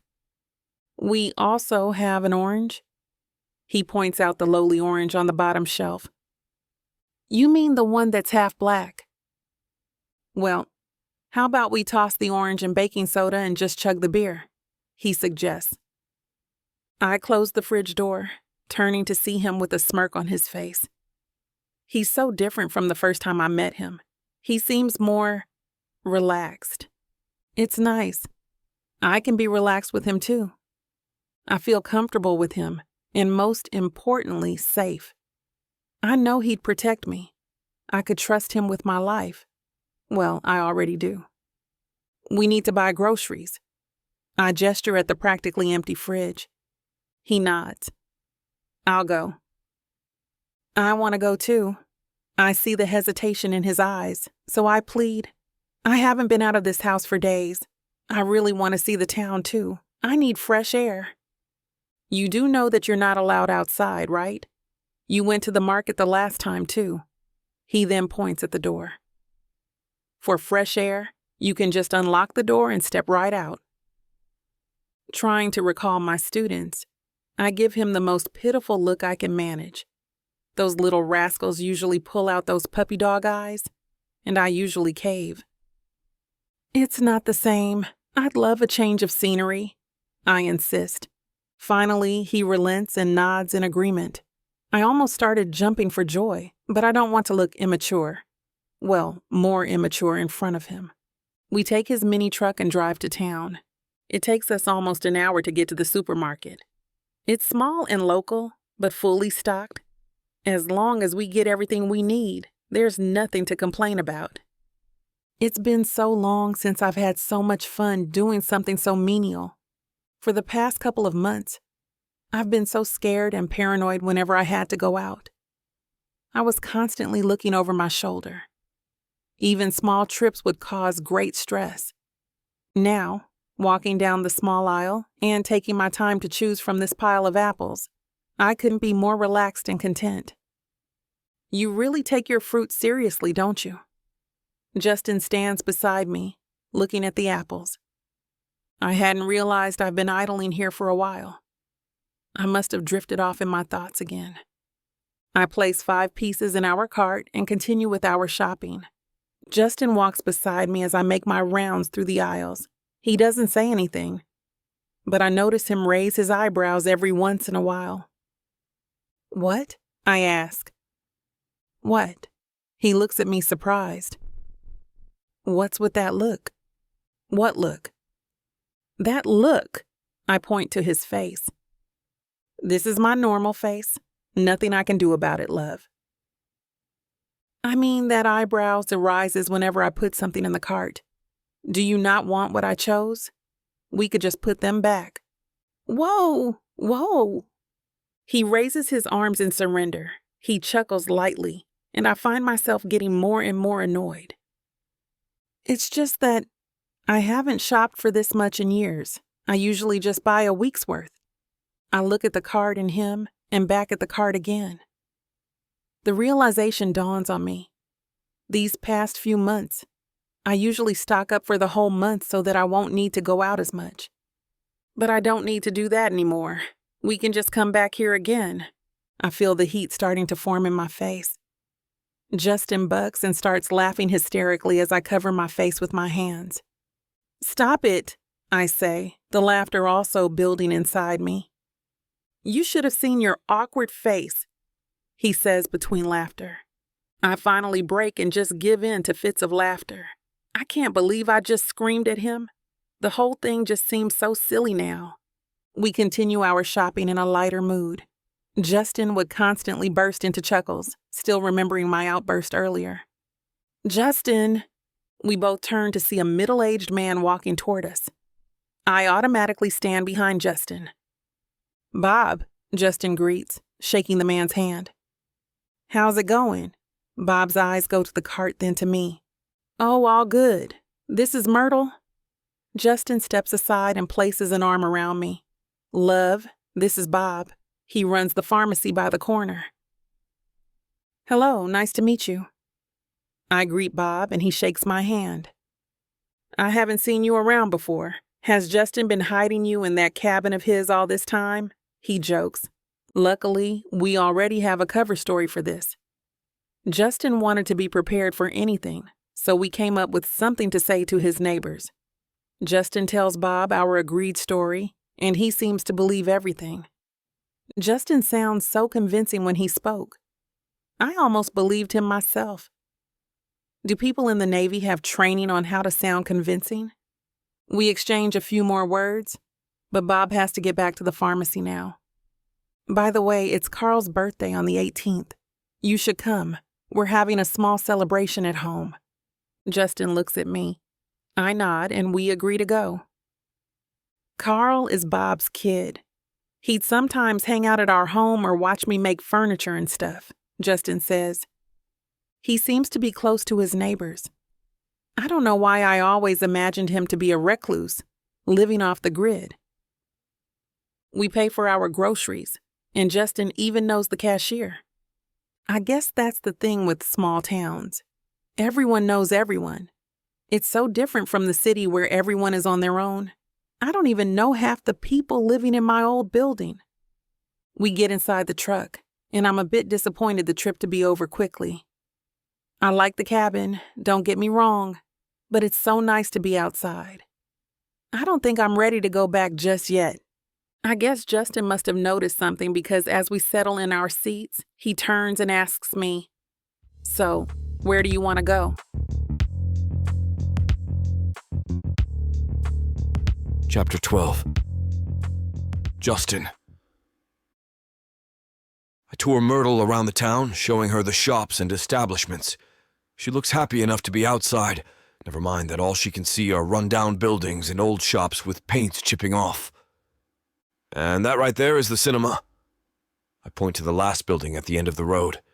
It's the only cinema in this place. Each movie usually runs for the whole month. "Wow," she whispers like it's the best thing she's ever seen. "So if you missed the premiere night, you still have 29 days to see it." Her eyes crinkle in amusement, still looking at the old building. The sides are covered in vandalism, and the entrance is shabby and old. She looks at the building with such admiration that it makes me feel bad. This can't be the only thing she sees. I'm sure it's hard for her to suddenly run off and hide in a small town after living in the city where there's always something new. I decide to show her my favorite part of the town. "Do you want to go to the park?" I ask, and she nods excitedly. Her eyes light up and she smiles the brightest smile I've seen since I met her. It's like a smile of a child on Christmas morning, the smile when they finally get to open the presents under the tree. That's what her smile reminds me of, pure joy and innocence. I pull over near the park. Myrtle happily sits on one of the benches, just watching the kids play. People walk their dogs and parents talk among themselves. "It must be nice," she says, almost to herself. "What is?" Some of the parents wave to me and I wave back before they go back to their conversations. "To live like this, it feels so peaceful," Myrtle answers. "I wish I can live like them." "You can. We can. Together." I shake the thoughts away. I don't even know why I would think that. "Won't you miss the city, though?" "I guess. I used to go up the rooftop in my old building. I'd watch all the skyscrapers, and it's beautiful, peaceful even. I think that's what I miss the most. She smiles at me. Follow me, I say, getting up. Myrtle seems confused, but follows me anyway. Where are we going? She asks as I lead her through the trees, following a small path up a hill. We climb the hill, and she admires the beauty of nature that we pass by, momentarily forgetting her questions. Finally, we arrive at the top. In front of us is a sea of green. Trees are everywhere. Myrtle sucks in a breath as she takes in the view. I point at something afar, and her eyes widen. The tops of a few buildings are sticking out from the green. Is that... she asks. The city, yeah. I nod my head even though she isn't looking at me. Wow, she whispers. Myrtle's eyes look across the clearing as if she can see the skyscrapers and high-rise buildings of New York up close. As I watch her, I learn to appreciate small things, to be thankful for even the simplest things. Here she is, away from home and everyone she knows and loves, yet she can show so much love and appreciation for a glimpse of the life she had. We stay here for a while, just talking and looking at the small spikes of buildings before deciding to eat lunch at the diner. I introduce her to some of the people there. It's a small town, after all. I'm sure everyone is curious about the newcomer. After lunch, we go to a local shop to find something for Carl's birthday. Myrtle insists on getting something now, because she might not have a chance to go out again. She's a school teacher, so I let her take the lead. I'm sure she has a better understanding of what kids want than I do. Again, we run into a few more people, and I introduce her as my fiancé. They all seem to like her, and we end up with more than one offer to come over and have dinner sometime. I wonder how long she'd be here. Would we be able to go to all those dinners? Myrtle and I play the part of a happy couple well. It helps that we actually do get along. It's nice. I feel like I have some normalcy in my life once again. Feels like everything is simple and happy and right. For an afternoon, I get to forget who I was, what happened, and who I've lost. I get to put all those dark things in the back of my mind, covered and forgotten, even if just for a while. Is this what my life would have been if not for that event? If I hadn't lost the rest of my team? My brothers? Would I end up with someone like Myrtle? Would I end up with her? I would have liked that. To be with her. She's a great person. She's smart, funny, and elegant, and I can talk to her about anything. I feel comfortable around her. I feel peaceful when she's with me. I drive us home. As we walk back to the cabin, I realize I'm still holding her hand. I thought there's no need for this when we're alone. Again, I shake the thoughts away but won't let go of her, pretending like I don't even notice it. I glance at her. She has a content smile on her face. She doesn't seem like she minds holding my hand anyway, so there's really no need to let go of her now and draw attention to it. Yeah, sure, keep thinking that. Chapter 13. Myrtle. For the past months, I've been on edge, living in fear and paranoia, constantly looking over my shoulder. Those past months had been all about Ivano. Is he going to find me again? What would he do this time? Would he hurt me? These questions used to haunt me. But now, I almost forgot about him. I almost forgot why I'm even here, in this small town. It feels like I naturally belong here that I almost forgot to question it. Justin and I had gotten closer over the past few days. We've settled into a new normal. I think it's safe to say that we're now friends. You know, not just strangers that had to live together for the other's safety. Every morning, we'd make breakfast together. After that, he'd wander off outside to work on his craft while I stay in and read. Then lunch comes, and we'd usually just hang out and get to know each other. It feels like a dream, a wonderful dream where I'm happy and content, but at the same time, I'm scared. What happens when I wake up? Are you dreaming again? Justin snaps his fingers in front of me, pulling me out of my thoughts. Just thinking how it's only been a couple of days since I got here. I feel like I've known all these people for years, I answer, waving his fingers away. I told you, in a small town, everyone is family here. Yeah. We walk hand in hand outside. Earlier, some of the neighbors came by to our cabin, and we decided to have a small barbecue. Now it's in full swing, and there are more coming. It's like an impromptu little get-together. Everyone had been so nice and welcoming. This is something I've never experienced before. In the city, everyone is too busy with their own lives, rushing along and going about their day. We worry about ourselves too much that sometimes we forget to show kindness to others. It's nice to see you again, Jenny, one of the people I met at the diner the other day, greets me. It seems Justin has been taking good care of you. You look more at home now. I do feel more at home now. I laugh, looking at Justin, who's helping out Bob with the barbecue. It's true. I'm sleeping better, and I'm laughing more freely. I'm more relaxed and feel so at home. Justin has been a great host. He had taken care of me and helped me feel comfortable. He really is a great guy. He has his moments when he'd rather be alone with his thoughts, but he's always there to listen whenever I need someone to talk to. And Justin seems happier now that you're here too, she says. To be honest, I always thought he looked so lonely. Nobody knew he had a girlfriend in the city before. Now he looks better. I turn to Jenny, looking for any signs of dishonesty or mischief in her face. She seems to be sincere. Is he really happier that I'm here? For some reason, my heart flutters at the information. I feel something warm in my chest. Just then, Justin looks in our direction and waves to us, and my heart skips a beat.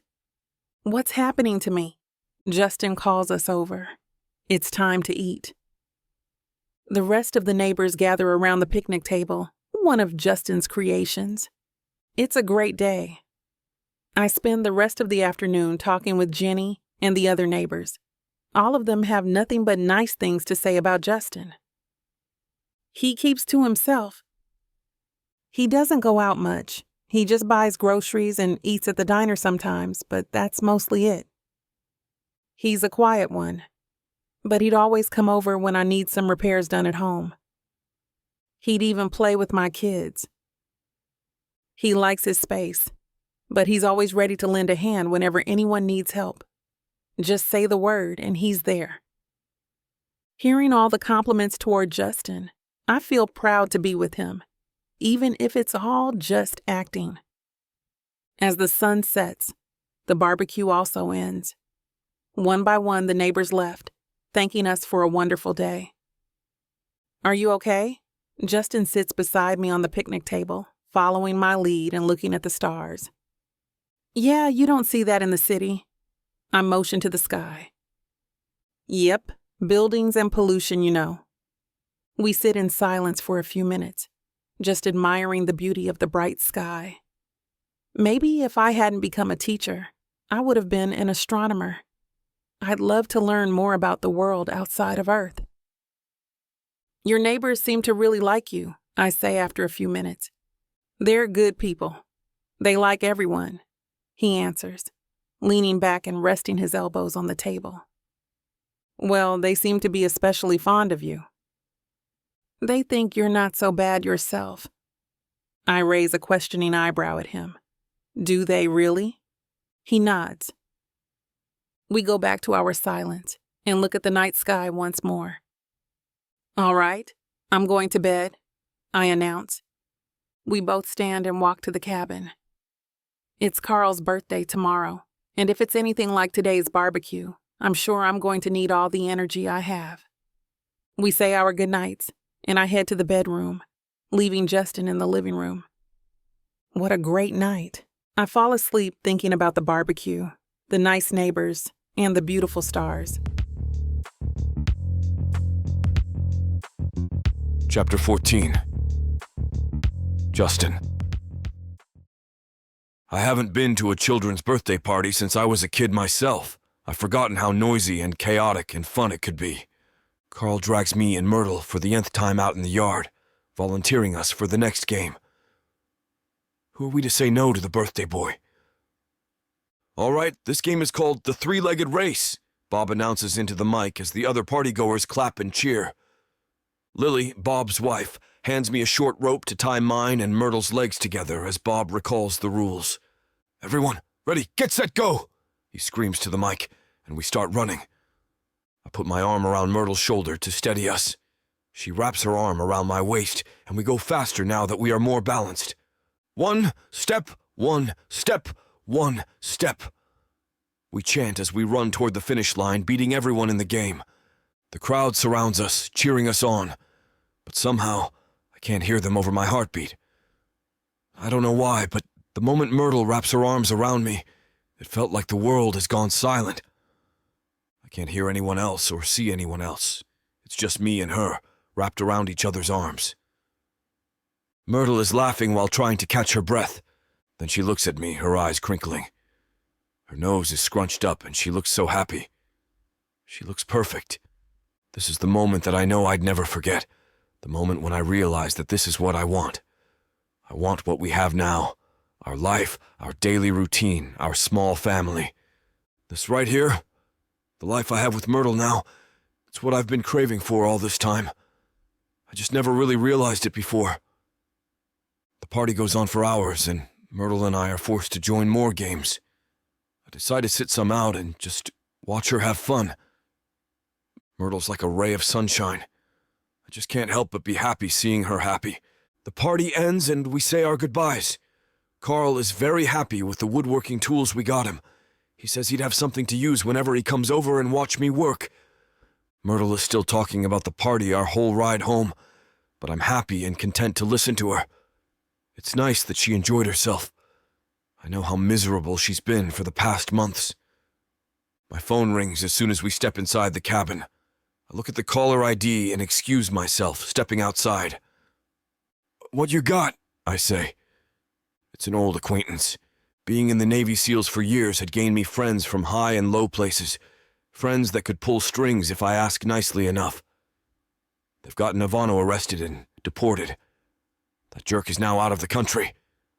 Illegal entry to the country and drug possession.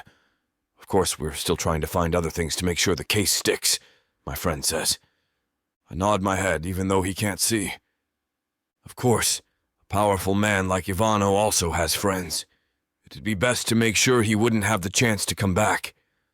I doubt he'd be in jail that long once he's back in his country, so the least we could do is make sure he can't come back here.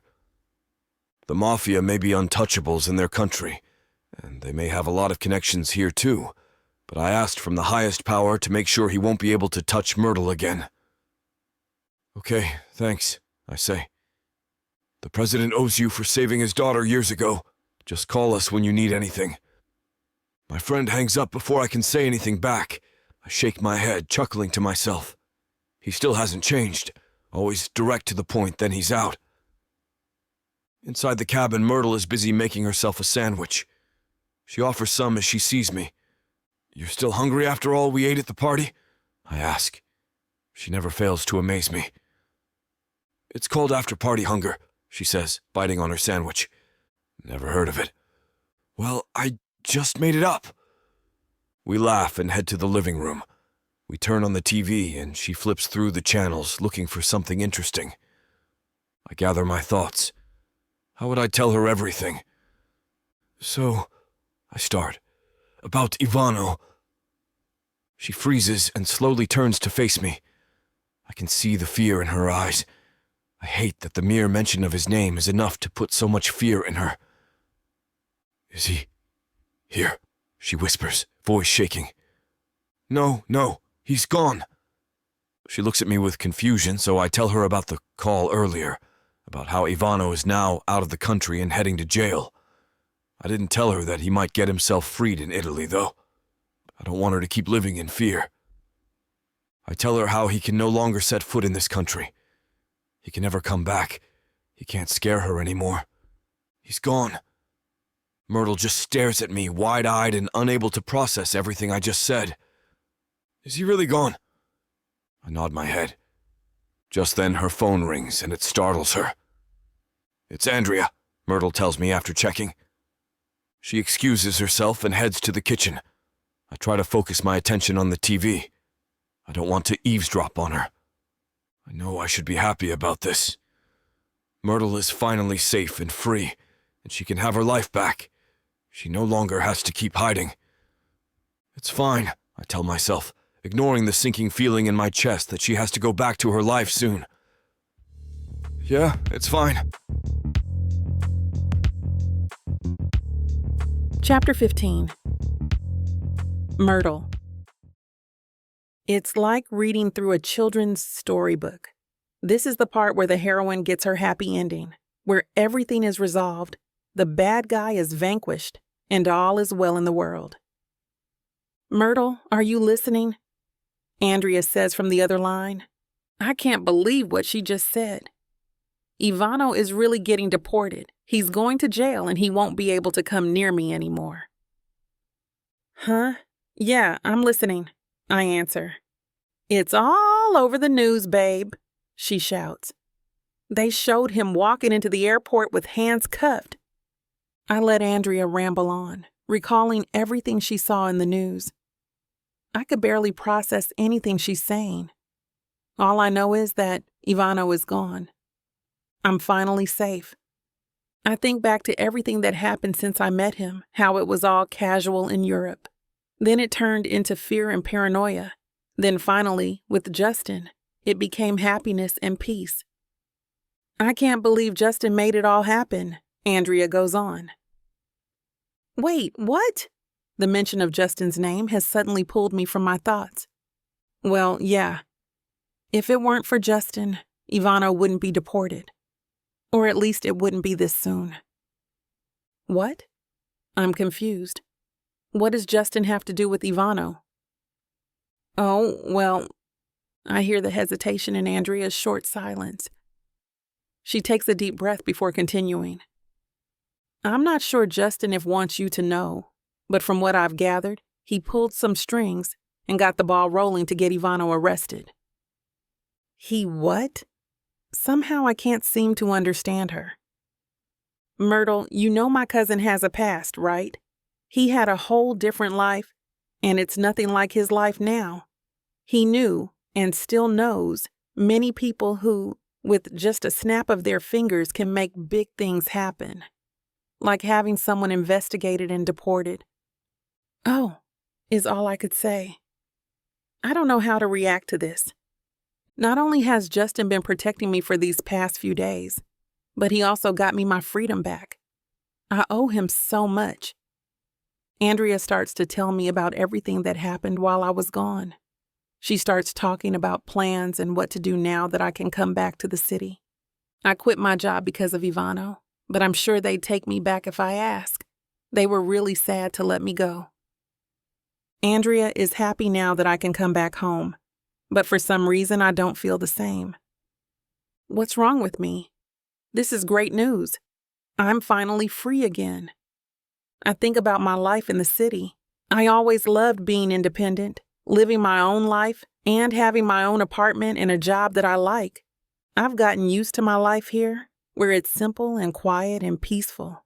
Truth be told, I don't want to leave here, this place, or him. Andrea and I say our goodbyes after a while. She's already planning a welcome back to the city party for me. I head to the living room where Justin is still sitting on the couch. He has a weird look on him. Can I really say goodbye to this man? He looks up when he notices me approaching. He gives me a smile that got my heart beating fast. It's a weird smile, one that I've never seen before. Is he sad to see me go? Does he want me to stay too? Or is he happy to have his life back, to have his space to himself again? I feel like I want to celebrate my freedom and at the same time, drown my sorrows. I just want to be around him longer. This might be the last time. Wine? I blurt out before I can think of a better way to ask him. He chuckles, and my heart almost breaks. I don't want to leave him. How could I? Sure, he answers. I stood there frozen in place by the entrance of the living room. I can feel hot tears prickling at the edge of my eyes, ready to fall. No. I stop myself from crying. I don't want to cause a scene or anything. For all I know, he's already excited to get rid of me, and I just make things awkward by crying like a baby. Justin walks past me toward the kitchen. Later, he returns with a bottle of wine and 2 glasses. Are you just going to stand there the whole night? He waves the glasses in front of my face. Oh. I follow him to the couch, and he proceeds to pour us each a glass. We drink in silence for a few minutes. I notice that the TV has been turned off. So I start, the alcohol giving me courage. Thanks. For what? He faces me. You know, Ivano. And well, for taking care of me and everything. No problem. He gives me that smile again, the one that's making my heart go crazy. My please. I don't know what's gotten into me. Is it the alcohol? Is it the fact that I'm almost leaving? Is it all the pent-up feelings I have? I'm not sure. I just suddenly lean in and kiss him on the lips. He freezes for a second, probably from shock, and then suddenly, to my delight, I feel him kiss me back. I close my eyes and wrap my arms around his neck, kissing him deeper. How can I leave this place? How can I leave him? Chapter 16. Justin. In the dream, Myrtle and I are hand in hand, walking along the beach. I don't know where the beach is, but we're the only people along the entire stretch of the shore. We stop talking, and I take it as my chance to look deeply into her eyes, her cheeks resting on my palms. I love you, I start to say, but before I could even get through the words, she grabs me by the wrist and pulls me to somewhere. I don't know. It's dark. I can't scream. My mouth opens, but no sound comes out. I wake up startled, which luckily doesn't wake up Myrtle, who's been asleep with her head on my chest. Another bad dream. This will never go away, will it? The bad dreams. And here I was, thinking that I'd be able to live normally again. I carefully get up, making sure not to disturb Myrtle from her slumber. I find my naked back drenched in sweat. I grab a nearby towel and pat myself dry.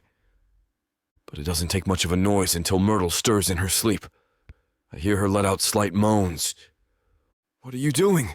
she asks, her voice already alert for someone who got woken up at 11 o'clock in the evening.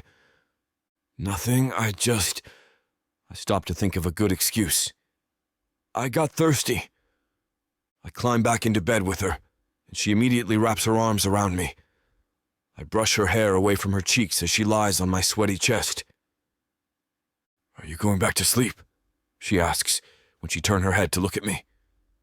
"I don't think I can," I admit. Myrtle then gently moves her hands to caress my stomach, fiddling with the trail of hair on my torso. Well, things are heating up again. You know what to do. Go to VixaVonRomance.com to get the dirty details that this platform won't put on the air. I know it sucks, but at least you can get a 40% discount with code VIXA40 to make up for it. Use it while it lasts and apply it to every digital product in your cart. Back to the story. Chapter 17. Myrtle. I wake up to the sound of birds chirping. It's already bright outside. I look over, and the digital clock on the bedside table shows that it's 9:30 in the morning. Wow, we overslept. I look at Justin sprawled beside me, lightly snoring. I realize that this is the first time I've ever seen him asleep up close. I love how peaceful he looks. Justin is an early riser, so he's usually always up and about whenever I wake up in the morning. And we usually go to bed at the same time, so I never had the chance before. Well, there was that one time I gave him an extra blanket, but I didn't really stare, you know. I love watching him sleep. I move closer, careful not to wake him, leaning my chin on his chest so that I can watch him closer. The hair on his chest tickles me, but I didn't move. "Baby, what are you doing?" he whispers. "Oh, did I wake you?" His hand goes to my hair, caressing softly. I felt it the moment you woke up. He has a lazy smile on his face, though his eyes remain closed. I push myself up, trailing kisses on his chest up to his neck, then his jaw, and finally his lips. I feel him smile as he kisses me back, wrapping his arms around me. "Good morning," I say as I pull away from our kiss. "Good morning."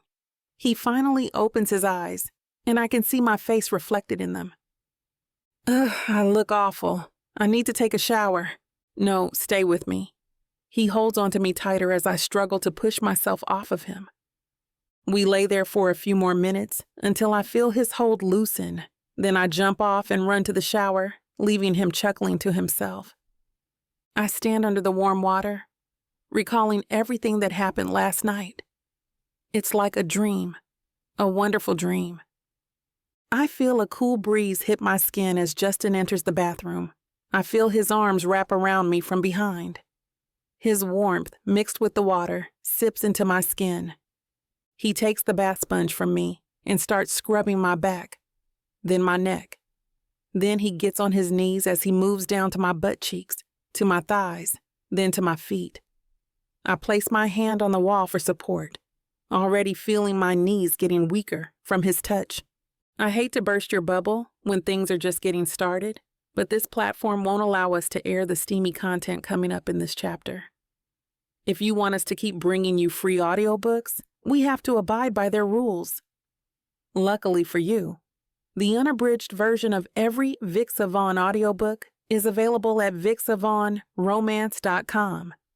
And with promo code VIXA40, you can get 40% off any digital product. Let's get back to the story. I hope you're enjoying this audiobook by Vixa. If you want to keep hearing more audiobooks, then please hit that subscribe button and like the video. It may seem insignificant, but the more people that subscribe, the easier it is to produce more audiobooks in the future. So please help us out and subscribe to our channel. Thank you for listening, and now back to your book.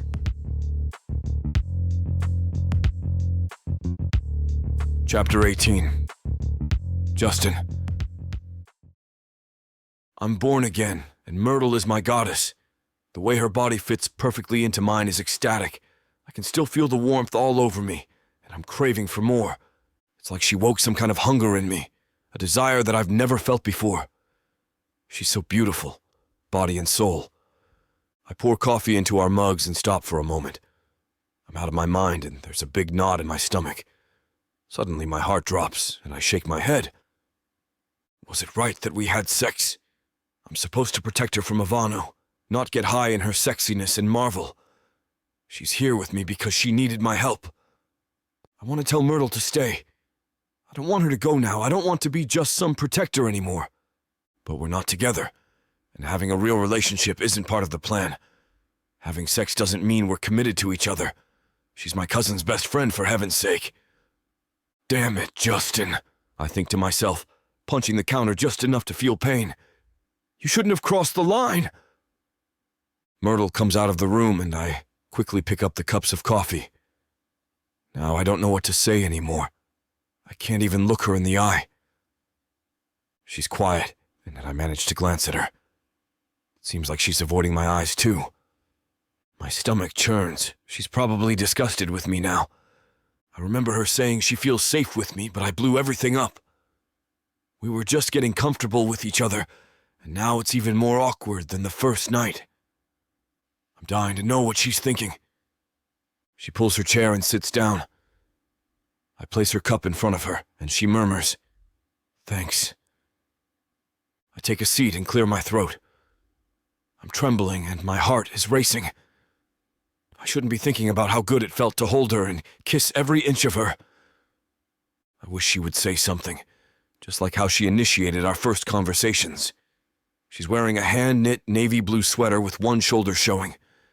Her hair is still wet, and my mind goes wild again. Images of her naked body while we did it in the shower play in my head. God, I want to feel her flesh and kiss her endlessly. Why does she have to be such a wonderful woman? If I tell her all these, would she say she feels the same? Or would she push me away? The thought of her leaving me hurts so bad.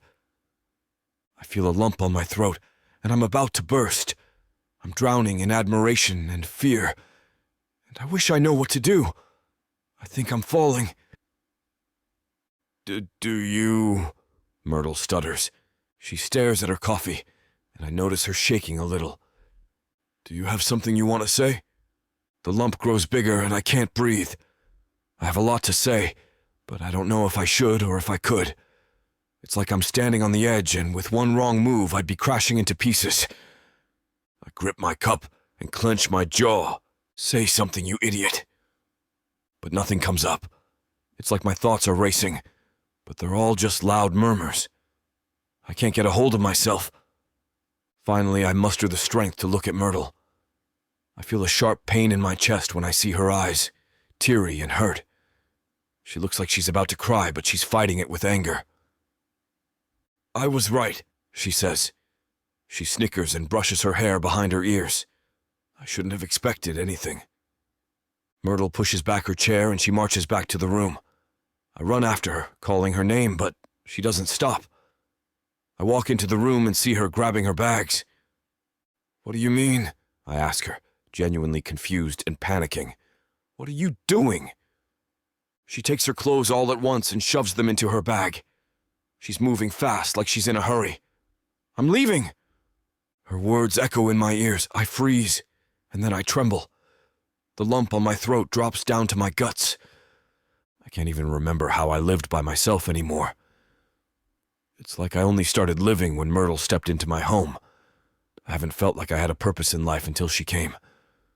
Myrtle made me face my demons, and I never would have had the courage to do it, if not for her. I opened up to her, and she looked at me with nothing but gentleness and pride. I need her, like I've never needed anything before. I can't lose Myrtle. It would be like dying again, walking on this earth like a soulless body.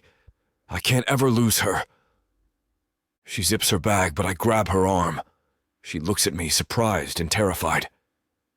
I loosen my grip, take a deep breath, and pull her closer to me. Myrtle freezes and stays stiff inside my embrace. I squeeze her, making sure she feels that I'm holding on to her for dear life. I can feel her heartbeat against my chest, and I feel safe and complete. I love you, Myrtle, I tell her. I'm completely honest, and finally, having the words out of my mouth feels magical. At this point, I don't care if she doesn't feel the same way anymore. I want her to know that she's the most beautiful person I've ever met, and she deserves all the adoration in this lifetime. She deserves to be loved wholly, and I'm ready for that. It's a mission I'm willing to take on for the rest of my life. Justin, Myrtle whispers. Her voice quivers, and I can hear her smiling. I love you. I pull away and hold her arms. I look into her eyes, and my heart instantly melts. I can't believe she just said she loves me. I feel the tears in my eyes, and I gasp softly. I, a scarred man with a dark past, am loved by this beautiful and pure woman. I cup her face in my hands and lean in for a long kiss. I'm on cloud 9, and I don't ever want to let go of her. She smiles and pulls away, holding my gaze lovingly. Tears stream down her cheeks, and I gently wipe them. I kiss her nose and hold her face close to mine. I shut my eyes and whisper, "Please stay." "I will," Myrtle chimes. She takes a deep breath and sighs softly. "Forever." Chapter 19. Myrtle. It's been 3 months, and I still feel giddy whenever I remember how Justin held me in his arms and told me he loves me for the first time. I can't believe how things ended up between him and me. One moment, I was just sleepless and distressed. Now I'm engaged, and very much in love. I stare at the silver engagement ring on my finger and watch the diamonds glimmer. Not too long from now, I'll finally be Mrs. Myrtle Portman. I never saw this coming, but I can't wait for the rest of our lives to unfold. Today, my family is coming over to celebrate my engagement. I'm excited to introduce Justin to them, and I'm sure they'll love him just as much as I do. I haven't seen them in months, so there's a lot of catching up to do. After Justin and I made it official, I decided to call my mother right away. I told her about what happened to me in Italy, and she went frantic over the stalking situation. That's when I first mentioned Justin and assured her that I'm safe. My mother was hesitant at first, but she eventually said she trusts me. I called her daily since, and she even talked to Justin at times. Today's the day when they'll finally meet. When I called to tell her that Justin finally asked me to marry him, she squealed in excitement. She was the one who told us to have this gathering to finally settle things. Justin said to her that that was his plan, and we immediately set the date. Now I'm staring at myself in the mirror, making sure that I look good. I'm wearing a knee-length dark green dress. I'm fixing my sleeves and black belt when Justin knocks on the door. "Darling, there." He freezes when he sees me. "Here." I smile at him through the mirror before I turn to face him. I reach out my hand, and he slowly takes it. He eyes me lovingly, not even trying to hide his admiration. "Do I look all right?" I ask. "You look perfect," he mumbles, leaning in for a kiss. "I'm the luckiest man on earth." I giggle and push him away softly. "I'd love to have you all to myself, but you have a family to meet." Justin stares at me a little longer. He brushes my hair away from my face and sighs. "How I wish my parents were still alive," he says. "They would have adored you."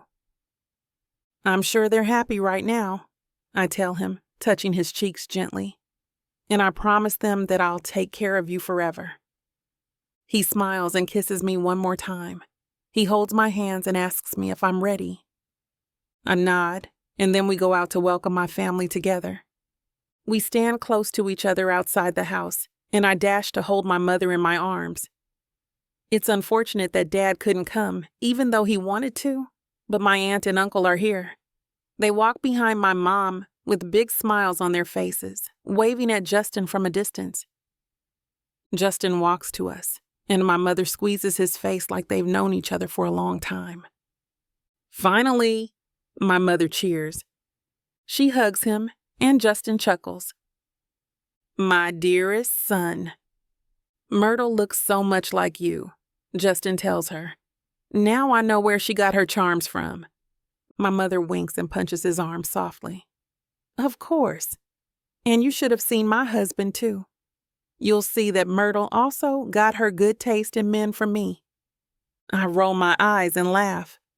I walk to my uncle and aunt and introduce them to Justin. They shake his hand one by one and greet each other.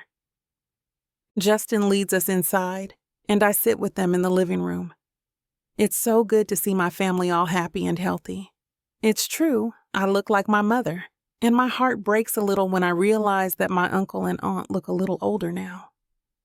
"This is such a nice place, Myrtle," Aunt Leslie tells me. Her red hair makes her look bright, and I love how it rests just above her shoulders. She looks like my mother, too. I know they don't know about Ivano and how I actually got to Justin's place. Mother and I agreed that it should just stay between us. What's important is that we celebrate our love together now. "I heard a lot about you, Justin," Uncle Mike yells as he walks to the kitchen, where Justin is preparing our dinner. The three of us women snicker, knowing that Uncle Mike is trying to act tough. In reality, Uncle Mike is the sweetest and gentlest old man we know. "Let the baldy have a moment," my mother jokes. She holds my hand, and I see the tears welling in her eyes. "How are you, my love?" "I'm all right, Mom," I answer her. "I missed you so much." "Oh dear," Aunt Leslie shrugs. "You don't know how thrilled we were when we heard about your engagement. I wish I were here when he popped the question. I'm just so lucky to meet Justin." I sigh, looking at my husband-to-be. He's such a wonderful man. My mother taps my hand, and I turn to her. She chimes, "And he's lucky to have you, Myrtle." I hug my mother, and Aunt Leslie quietly wipes her tears and sniffs. My mother pulls away and carefully shifts on her seat. Tell us about your life here. I start talking about my new job as an elementary school teacher. They both cheer when I tell them how much the townspeople have been very welcoming. You're meeting some of them in a while. Justin invited them for dinner as well, I say. How lovely, Aunt Leslie chimes. She then turns to my mother and talks about moving into this small town. My mother tells her she's silly, but then eventually considers the idea. Not too long after, some of the neighbors start arriving, and Aunt Leslie helps me welcome them in. Everyone meets everyone, and soon enough, it's festive in the house. Justin and I take turns in the kitchen, making sure the visitors are comfortable and joyous. After dinner, we gather around, and Justin takes my hand. He kisses my hand, and I hear a couple of sighs and giggles. He shows everyone my ring and says, Myrtle and I will be getting married in 6 months. The townsmen and my family, especially my mother, cheer and clap for us. Justin holds his hand out to my mother and continues, I promise to love your daughter and protect her all my life. I start to cry, and Aunt Leslie hands me a handkerchief. I can't contain my happiness, thinking about how hard it was the past few months. I'm never letting go of Justin, and I promise him in front of everyone that I too will love him endlessly.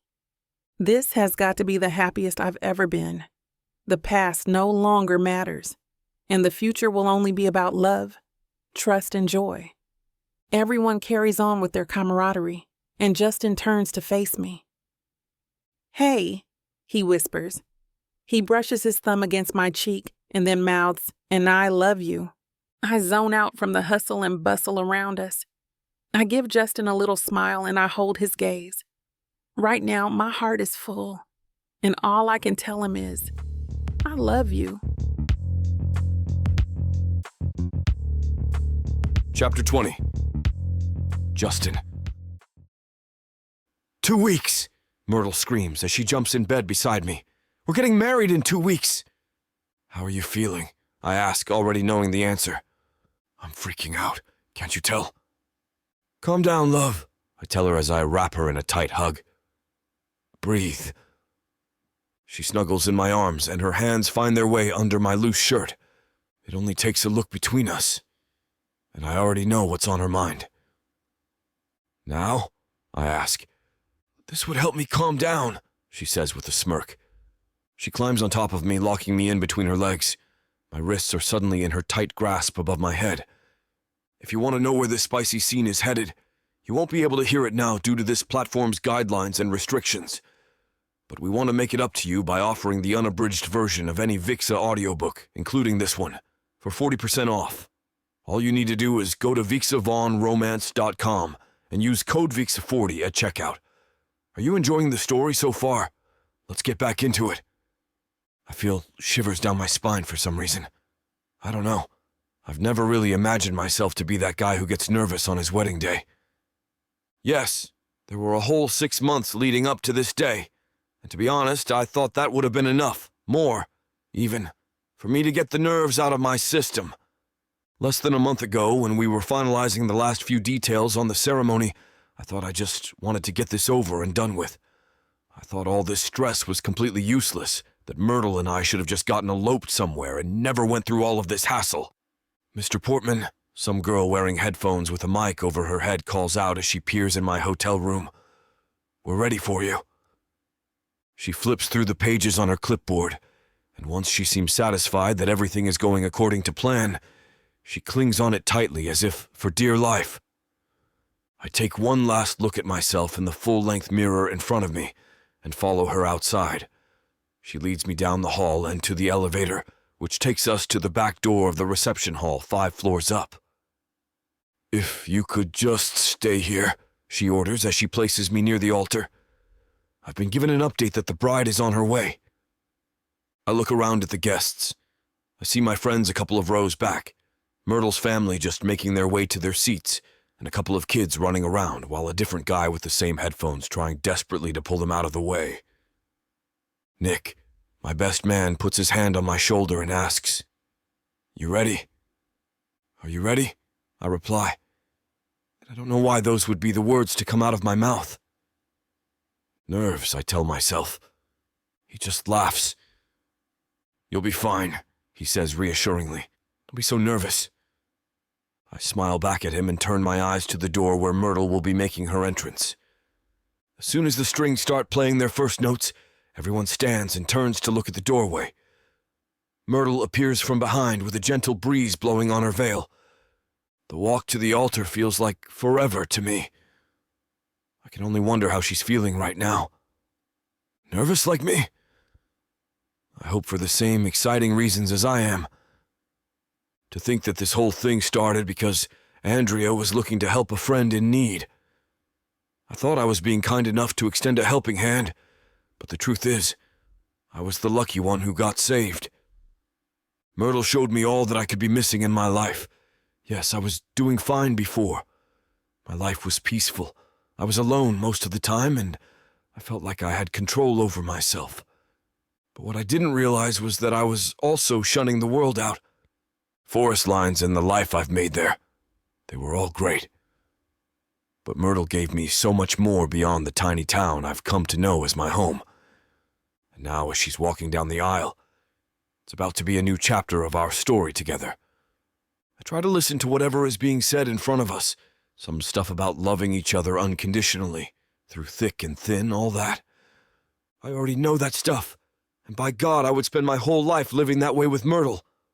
When the time for us to kiss finally comes, I excitedly prop her veil up. "Hi," she mouths. "I love you," I tell her softly as I wrap her in my arms and lean her back before I kiss her passionately. "I'm pregnant," she whispers with a huge grin on her face. I kiss her again, this time harder than before.